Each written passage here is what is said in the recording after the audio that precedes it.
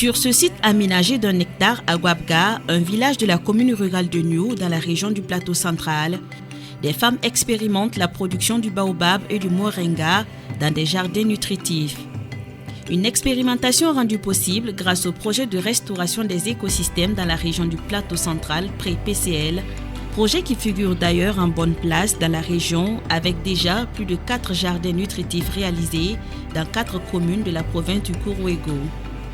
Le choix de la production du baobab et du moringa dans ces jardins nutritifs a été bien étudié et cela répond à plusieurs objectifs selon le responsable du service suivi-évaluation de la coordination nationale de la Grande Muraille Verte. La mise en place des jardins nutritifs s'inscrit dans le cadre global de la stratégie de l'initiative Grande Muraille Verte pour le Sahara et le Sahel et notamment au niveau de l'axe stratégique 3 et dans la composante du projet de restauration des écosystèmes dans la région du plateau central qui est d'accroître les revenus des producteurs à travers la création d'activités génératrices de revenus et aussi lutter contre l'insécurité alimentaire et nutritionnelle de nos communautés.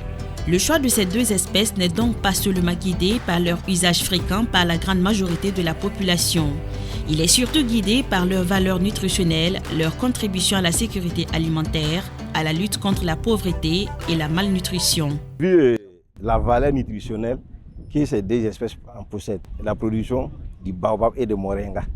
Voilà, nous les avons formés en technique de préparation des plantes, en technique de semis et en technique de récolte des baobabs et puis des moringas. Au-delà des cultures initialement prévues dans le cadre du projet, les producteurs cherchent à améliorer leurs revenus familiaux à travers des initiatives personnelles.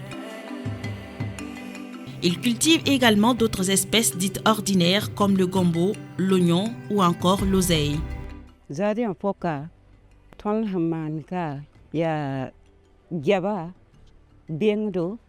Bito, tomato, mana, ton mandaka. Anahora ya usone tondi. Ton manu be gilli. Ton pa be bum pa be kahmpa nafa tondi. Benga nafa da tondo. Gaba wa nafa da tondo. Argentira, des gens ya tip team, a nafa da tondo. Ton manda wa, bon da wenta han nafi. Ton ya kamen koshi, ta yi ligri naf tondo. En dépit des efforts consentis dans la mise en œuvre de ce projet, des difficultés sont toutefois rencontrées, parmi lesquelles on note la non-disponibilité de façon permanente de l'eau sur le site de production.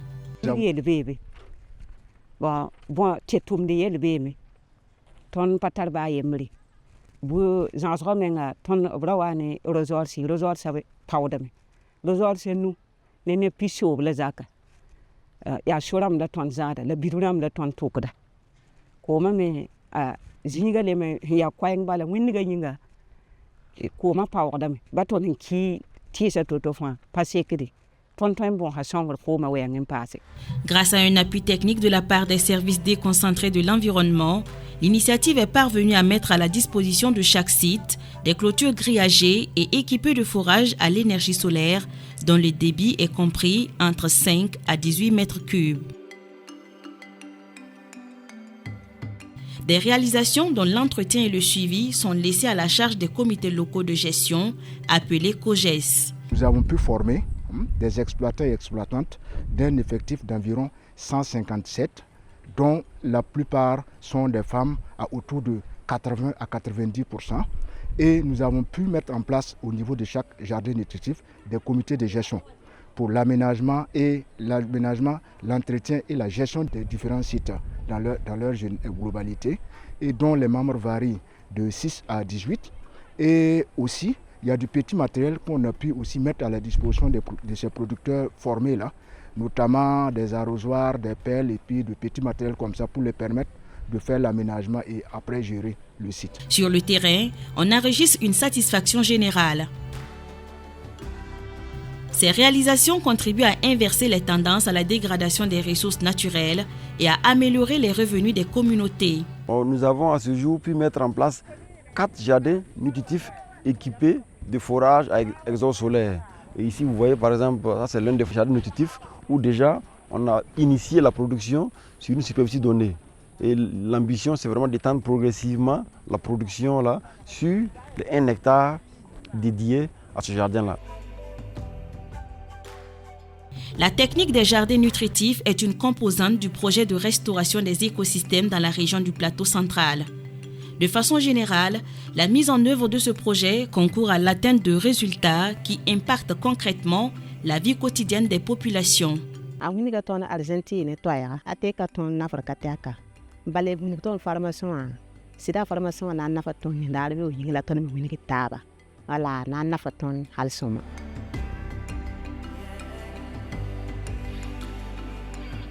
Leur soutien a été précieux, ce qui témoigne vraiment leur volonté à contribuer au développement durable et inclusif. Avec l'intervention pour le jardin nutritif également, nous avons d'autres alternatives pour pouvoir répondre aux besoins des populations. Donc c'est réitérer vraiment les remerciements de la collectivité à l'endroit des partenaires qui contribuent à transformer progressivement les ambitions en réalité en créant des opportunités pour tous et en bâtissant par là un avenir meilleur. Financé par la coopération belge au développement, le projet de restauration des écosystèmes dans la région du plateau central est mis en œuvre par l'initiative de la Grande Muraille Verte et l'APFE, l'agence de coopération internationale intégrée au sein des relations internationales de la Fédération Wallonie-Bruxelles et de la Wallonie. En une décennie de collaboration, les chiffres font état d'un bilan positif à la satisfaction des partenaires techniques et financiers. Au vu des résultats, en tout cas qui nous semblent déjà satisfaisants, je pense qu'il y a quand même une dynamique déjà qui a été lancée pour une nouvelle phase de ce projet-là. Donc nous sommes déjà en réflexion avec l'initiative Grande Muraille Verte pour voir dans quelle mesure nous pouvons donner suite à ce programme qui semble donner des résultats concrets et visibles sur le terrain. Et aussi, comme perspective, il faut dire qu'au-delà du financement de notre bailleur principal, qui est la DGD, qui finance ce projet dont nous parlons, nous arrivons aussi à mobiliser des financements additionnels des acteurs belges pour une mise à l'échelle de ce projet. Et donc, comme financement additionnel, je peux citer par exemple des financements que nous avons maintenant depuis 2024 de l'Agence wallonne de l'air et du climat qui nous permettent d'avoir une perspective au-delà du projet actuel que nous conduisons. Et en plus de la WAC, on a aussi de nombreux acteurs belges.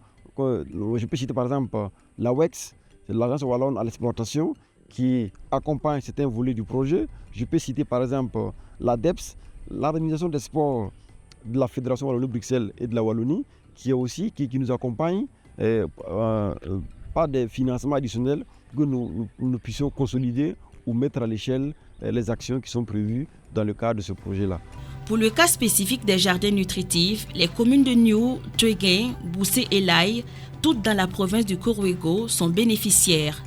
Une initiative de grande importance du prêt PCL qui entend contribuer à améliorer la nutrition et le renforcement de la sécurité alimentaire des populations en milieu rural dans la région du plateau central.